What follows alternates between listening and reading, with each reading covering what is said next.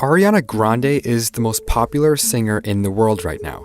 She breaks streaming records every time she drops a song, and her Instagram is at almost 150 million followers, the third biggest on the entire platform. She's famous on a level that can only be occupied by one person at a time. Today I'm going to look at Ariana's musical background, her big break as a TV star, and a list of surprisingly tragic events that have been following her since her rise to superstardom. Let's get into it. Ariana Grande was born in Florida in 1993. Her mother is a businesswoman and her father is a graphic designer. She's been on a path towards fame since she was very young.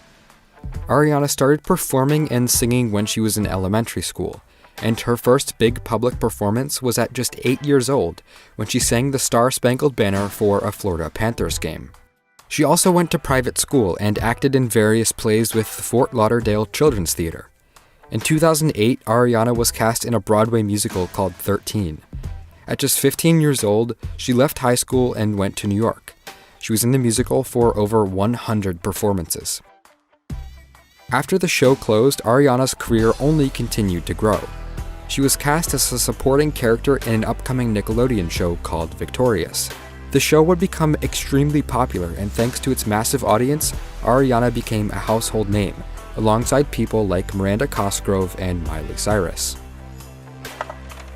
Like many of her Nickelodeon co-stars, Ariana decided to supplement her successful TV career with vocal coaching. Her first song, called Put Your Hearts Up, came out in 2011. She started working on her first album while still filming Victorious, and when the show ended in 2013, Ariana finally released her debut record. She also started filming a Victorious spin-off called Sam and Cat. And while many of her peers from Nickelodeon, like Miranda Cosgrove and Victoria Justice, would try to start their own musical careers, Ariana's music was something else. Yours Truly debuted at #1 on the Billboard 200, and it would go on to reach platinum status. In just a few short years, Ariana went from a kid with a passion for theater to an international pop music and television star. Ariana's fame only continued to grow while she was writing and recording her next record.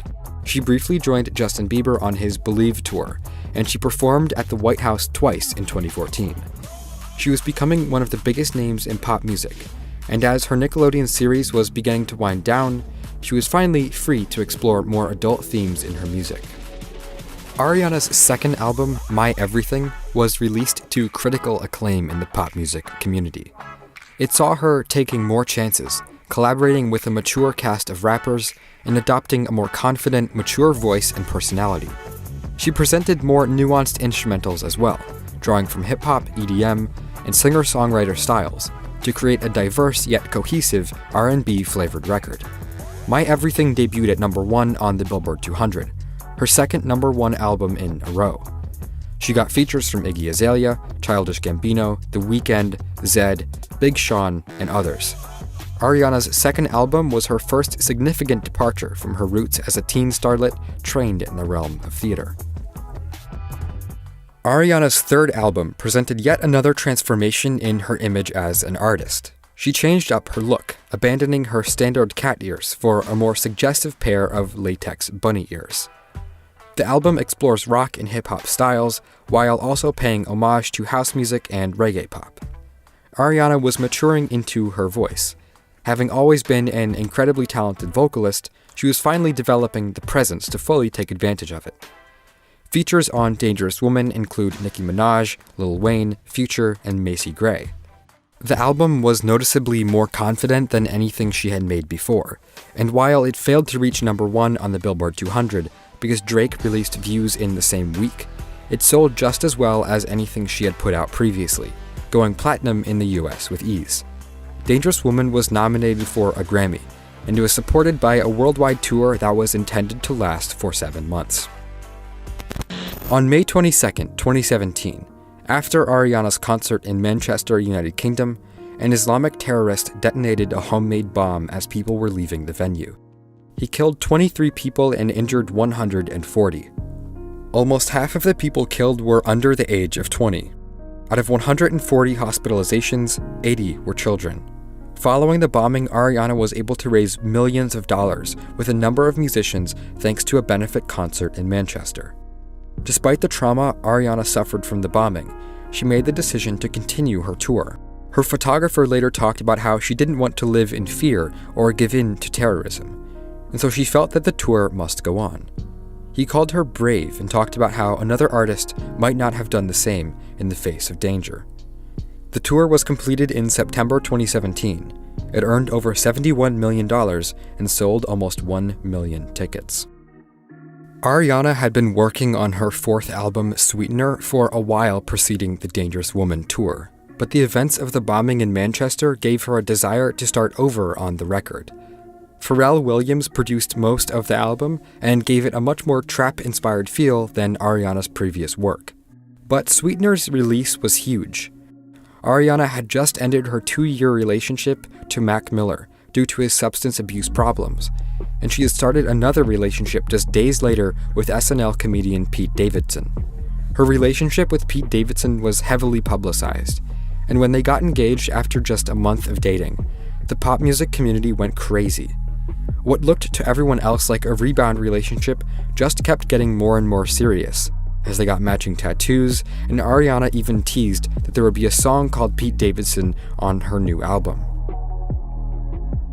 Everything seemed to be going great, but because of Ariana's breakup with Mac Miller, because of the stress and trauma of the Manchester bombing, a lot of people expected her relationship with Pete to fall apart unceremoniously.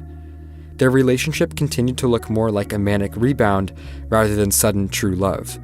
And when Sweetener dropped, it sold 250,000 units in its first week. The album had the biggest first streaming week for any female artist ever, with over 125 million streams. Ariana's ex, Mac Miller, was found dead of a drug overdose just 3 weeks after the release of Sweetener. Within a few weeks, she and Pete Davidson confirmed that they were breaking up and calling off their wedding plans. They covered their tattoos and awkwardly moved on. Ariana needed time to process the events of the last few years, and being with Pete didn't let her do that properly. Ariana's first song after the breakup with Pete came out just a few days after they broke up. The song, called Thank You Next, had the biggest first 24 hours of all time for a music video on YouTube. Thank You Next debuted at number 1 on the Billboard Hot 100. It currently sits at almost 500 million plays on Spotify, and it's only been out for 2 months. The song dives into Ariana's love life, discussing her exes and the lessons she learned from them individually. Her next song, 7 Rings, would debut at number 1 again. It's a self-assured, heavily trap-inspired friendship anthem praising wealth and shopping. Ariana's next album will be out on February 8th. It's going to be called Thank You Next, and so far it seems to be going in a much different direction than Sweetener, which only came out 6 months ago. Ariana presented a fairly benevolent, optimistic, and caring attitude on Sweetener. But the 3 songs we've heard so far from Thank You Next have shown a huge change in Ariana's demeanor. The new songs showcase a side of the pop star that has clearly been through a lot in the last couple of years. She needs to take care of her own needs before she can worry about anyone else. And so far, she seems to be doing a great job. Ariana has proved herself to be a resilient young woman, but at this point, it's time for her to take care of herself rather than withstand any more trouble. She tweeted on New Year's Day that she wouldn't be dating in 2019, a statement perfectly in line with the message of her smash single, Thank You Next. Ariana's road to recovery from the stressful events of the last few years will undoubtedly lead to better, more fully realized music in the future. Ariana Grande continues to exceed her expected lifespan as a celebrity. Where most of her peers from Nickelodeon released a few singles or an album and then fell into obscurity, she was able to turn her brief acting career into 2 number-1 albums, completely shedding her image as a teen actor, with her 3rd release, Dangerous Woman.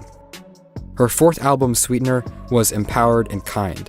The darker, more jaded version of Ariana that we're about to hear will be interesting to say the least.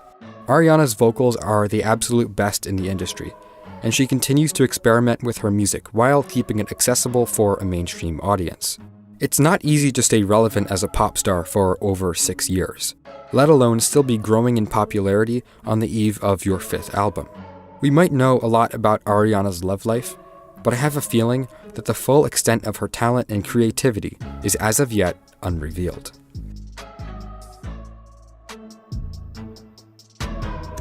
Hey everyone, I just want to give a quick thank you to SyrebralVibes for making this video possible.